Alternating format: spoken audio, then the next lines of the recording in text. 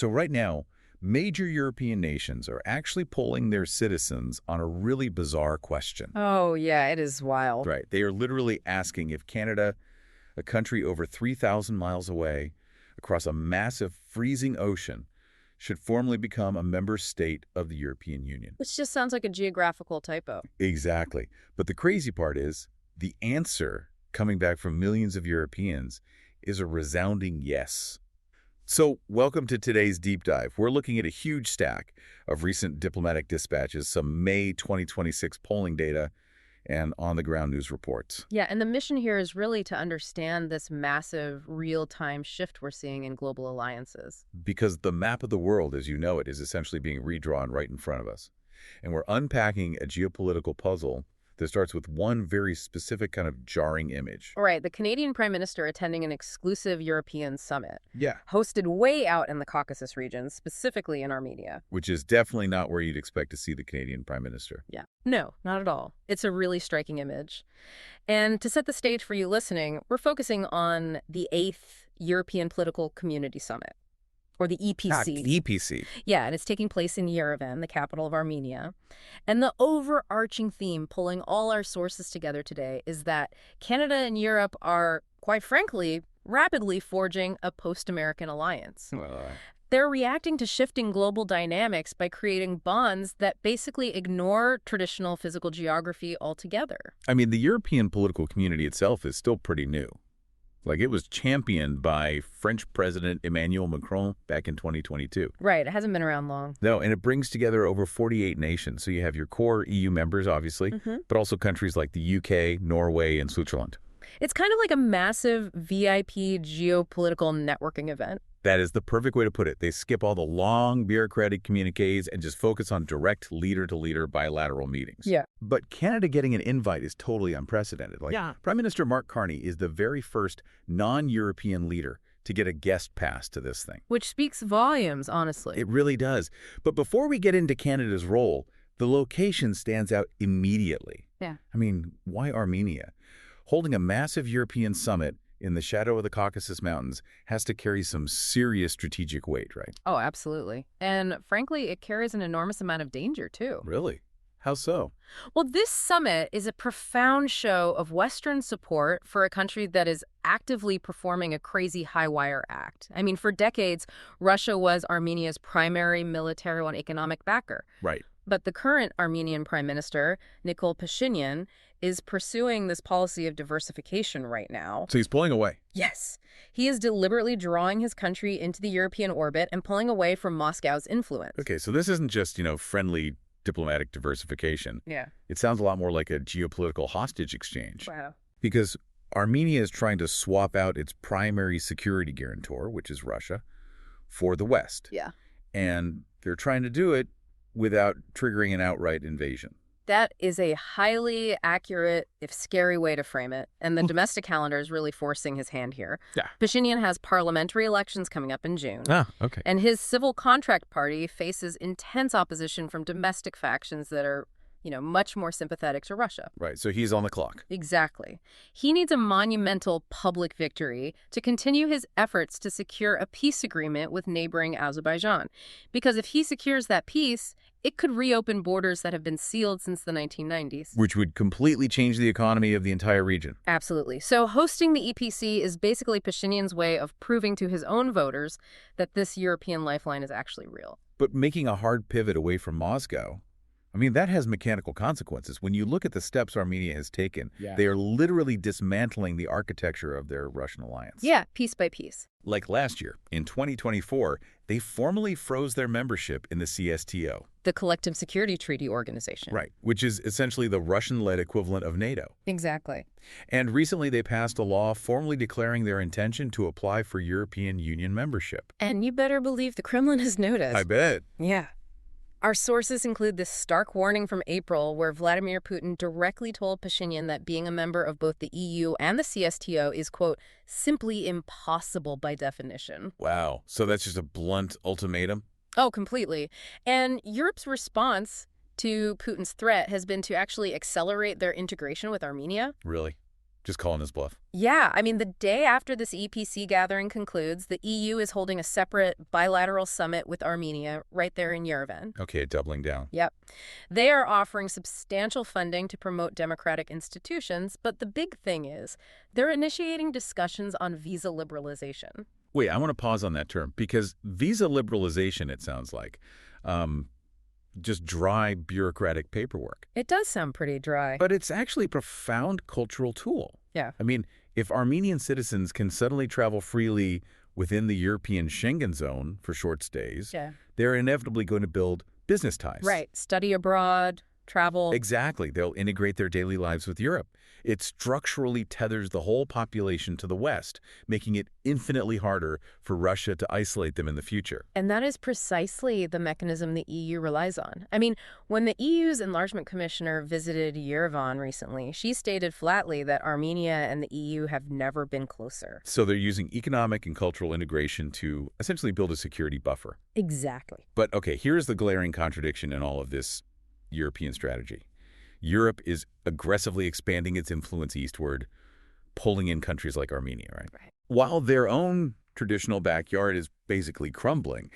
You cannot understand why European leaders are holding on to Canada so tightly at this summit without looking at the massive void currently being left by the United States. No, you can't. Right. The current state of U.S. foreign policy under President Donald Trump is the engine driving this entire realignment. Yeah. We are seeing a fundamental dismantling of the traditional Western alliance structure. And just to be totally clear for you listening, we are reporting strictly on the stated policies and diplomatic realities outlined in our sources. We're not taking sides here. Right, just looking at the facts on the ground. Exactly. Yeah. Economically, the United States has already imposed sweeping tariffs on Canadian goods. Yes. And simultaneously, the Trump administration is threatening a 25% tariff on all European cars and trucks imported into the U.S. Which is huge. It is. They're citing that the EU is not complying with their fully agreed-to trade deals. Which means, if you're listening and you happen to be in the market for a European vehicle, you are going to feel the impact of this diplomatic rift directly in your wallet when that sticker price spikes. You definitely will. The economic friction is severe, but the thing is, it's happening alongside even more drastic military shifts. Right. The U.S. is currently executing a plan to withdraw over 5,000 active duty troops from Germany. Wow. Out of how many? Germany hosts about 36,000 U.S. troops, so we are talking about a major functional drawdown of forces right in the heart of Europe. Okay, but the sources also mentioned the withdrawals extend to Italy and Spain, too. They do, yeah. Like, reports indicate there are 12,000 troops stationed in Italy and nearly 4,000 in Spain, and both are facing cuts. Correct. So I need to understand the mechanics here.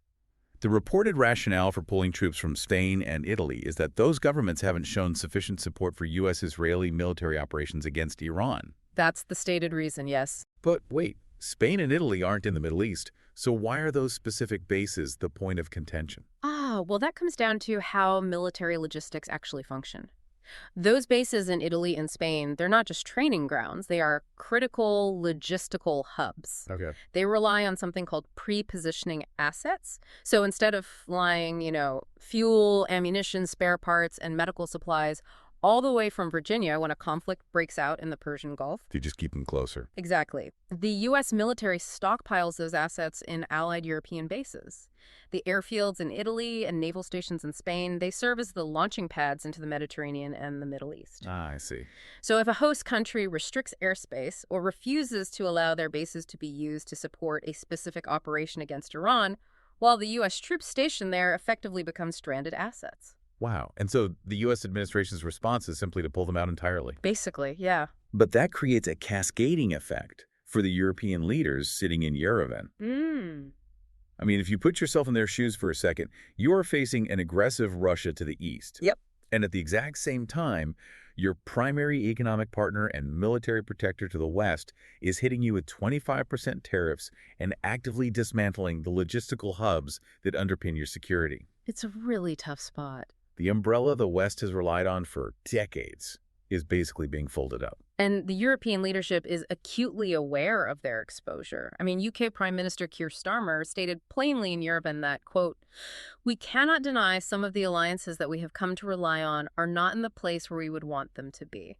That's a very diplomatic way of putting it. Right. He admitted there is more tension in the alliances than there should be. Yeah, and EU Foreign Policy Chief Kaja Kallas weighed in on the troop withdrawals, too. She did. She noted that while a U.S. pullback has been this, theoretical discussion point for years, the actual timing of this announcement caught them completely off guard. Totally surprised them. Her takeaway was that Europe must drastically strengthen its own pillar within NATO. And NATO chief Mark Rutte, he did try to smooth over the diplomatic rift a bit. Right. He acknowledged the U.S. disappointment regarding the Iran operations, but he really stressed that the Europeans, quote, heard the message. Like, we get it, we get it. Exactly. He confirmed they are now stepping up to provide the logistical support and pre-positioning access that the U.S. is demanding. But honestly, the mere fact that he had to publicly reassure Washington reveals that the underlying trust is severely damaged. Oh, for sure. Europe realizes it must find alternative partners to hedge against American unpredictability. And that mutual need for a reliable alternative brings us directly back to Canadian Prime Minister Mark Carney. Yes, sitting right there at a table with 48 European leaders. Because Canada is caught in the exact same economic squeeze from U.S. tariffs. They are. So the Canadian strategy seems to be this massive bet on building an alternative supply chain. If the American door is closing, Canada essentially must secure European markets to sustain its own domestic jobs and industries. And Carney is backing up that strategy with actual capital. He is, yeah. At the summit, he announced a specific pledge of $270 million to Ukraine. Oh, wow. Okay. Furthermore, his schedule in Yerevan is just dominated by high-level bilateral meetings.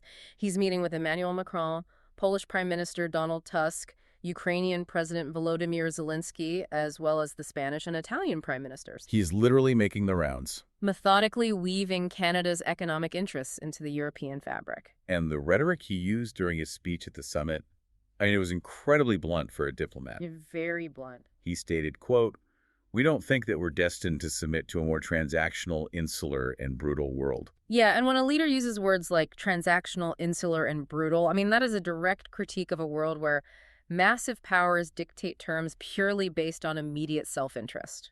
Right, abandoning the rules-based international order. Exactly. He followed that up by stating his strong personal view that the international order, quote, will be rebuilt out of Europe. So he is explicitly forecasting that the foundation for democratic, mid-sized powers will no longer be anchored in Washington. Right, but in Brussels. And Europe is really leaning into that idea, too. EU Parliament President Roberta Metsola publicly invited Carney to address European Parliament. Which is a huge deal. It's an incredibly rare honor for a non-European. Justin Trudeau did it in 2017 when signing a major trade deal, and then again in 2022 following the invasion of Ukraine. Yeah. So offering that platform to Carney now would strongly suggest Europe wants to elevate Canada from just a standard transatlantic partner to a fully integrated ally. It does.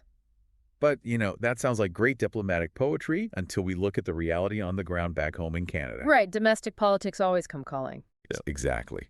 The Canadian Prime Minister is talking about rebuilding the global order from Brussels, but foreign policy always has a domestic price tag. Always. Again, just impartially reporting the sources here, the leader of the Conservative opposition in Canada, Pierre Poilievre, is absolutely hammering this approach. Yeah, and it highlights that inevitable tension between international architecture and domestic priorities. Poilievre dismissed Carney's efforts as a 21-country travel strategy. Right. He specifically accused Carney of flying around, quote, signing fake MOUs and giving dazzling speeches, all while delivering no real results here at home. Ouch. Yeah.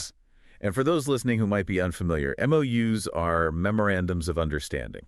They're essentially non-binding diplomatic pinky promises. Exactly. They look great in a press release, but they don't legally force anyone to actually buy Canadian exports. No, they don't. So Poilievre's argument is highly resonant for citizens facing inflation. Why is the Prime Minister playing global statesman in Armenia when Canadians are dealing with immediate, painful economic pressures? And it is a valid, sharp counterargument. Definitely. The government's defense, though, is that in a globalized economy, international architecture actually is domestic security. Right, they're tied together. Exactly. If the U.S. border thickens due to tariffs, establishing robust trade pipelines with Europe is basically the only way to prevent severe job losses in Canada. Okay, establishing trade pipelines is one thing. But our sources point to a scenario that goes way, way beyond trade agreements. Oh, yeah, into completely uncharted territory. Because with all this talk of shared values and integrated markets, the conversation has shifted to a frankly stunning question, Could Canada actually become a member state of the European Union? which just sounds wild. It does. Yeah. But when you look at an April 2026 YouGov poll surveying the 5 largest EU member states, you see that the public treats this as a serious conceptual goal. Yeah. I mean, there is broad majoritarian support for Canada joining the EU. Let's look at those numbers because they are shocking. In Germany, 55% of adults support admitting Canada to the EU. 50. In Spain, it's 51%. Poland sits at 46%. Just let that sink in for a second. I know. Over half of Germans and Spaniards want a country that borders the Arctic and the Pacific to join a European Union. It's incredible, and France shows 42% support versus only 29% opposed. Wow. Italy shows 41% support against 24% opposed. And looking across the Atlantic, a poll from 2025 indicated that 42% of Canadians supported joining the EU. Which was a plurality over those who opposed it. Exactly. So the political appetite actually exists. And top diplomats are echoing the public.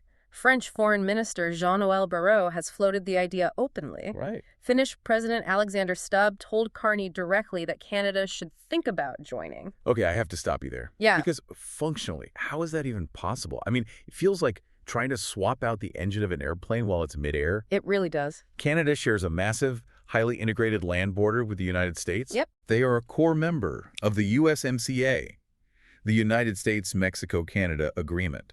You cannot just slap an EU regulatory border across Niagara Falls without detonating the North American economy. That would be a mess. Right. If Canada joins the EU single market, they must adopt European standards for everything. From agricultural pesticides to digital data privacy. Literally everything. If an automotive part is manufactured in Ohio, shipped to Ontario for assembly, and then sold back in Michigan, what happens when Ontario is suddenly operating under strict European Union regulations? Yeah, that's the big question. It would sever Canada's integrated manufacturing base with the U.S. I mean, are these politicians living in reality? Well, you are absolutely right that the logistical nightmare would be staggering. It just doesn't compute. Right. Moving a nation from one regulatory sphere to another requires untangling millions of cross-border supply chains. Exactly. But the reason diplomats are discussing this openly is not because they have a 100-day plan to execute it. They are discussing it because the conceptual framework of alliances has fundamentally broken away from physical geography. Ah, okay. That makes sense. And that is perfectly encapsulated by Canada's newly appointed ambassador to the EU, Jonathan Wilkinson. He actually went on television and stated, quote, "In many ways, Canadians are the most European of any non-European country in the world." Oh, wow. Yeah, and that statement is really the linchpin of this entire realignment. How so? Well, for centuries, alliances were dictated by proximity. You allied with the nation next door because they were the ones who could either invade you or shield you. Right. Geography was destiny. Exactly. But in an era where global trade is digital, where supply chains stretch across oceans, and where superpowers are leaning heavily toward isolationist and transactional politics, physical proximity is almost becoming a liability. Yeah, it really is. Ideology is suddenly more important than borders. Shared values regarding democracy, regulatory alignment on things like artificial intelligence and climate change, and honestly, mutual economic survival, they are trumping the traditional map.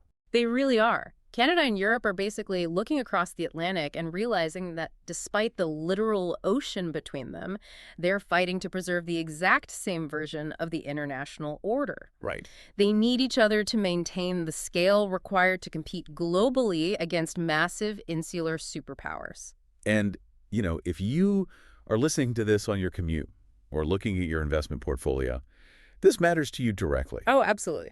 The traditional map of who is allied with whom dictates everything, from the price of the goods on your grocery shelves to the stability of the global markets holding your retirement savings. It impacts everyday life. It does. Huh. The post-World War II certainty is officially over. We are entering this wild era of bespoke ideological alliances where a country in the Caucasus tries to become European. Right, Armenia. Exactly. Yeah. And a North American nation considers anchoring its economic future in Brussels. Which leaves us with a profound question about the future of global institutions. Definitely. We are watching this alliance forge in real time out of sheer mutual necessity. Yeah. So if military security and economic communities are no longer strictly bound by continental land masses, Right. And if a North American country can be deemed the most European nation on Earth. Yeah, where does it end? Exactly. Are we heading toward a future where the European Union eventually has to drop the word European altogether? Wow. Basically evolving into a borderless global coalition of mid-sized democracies. Something for you to think about.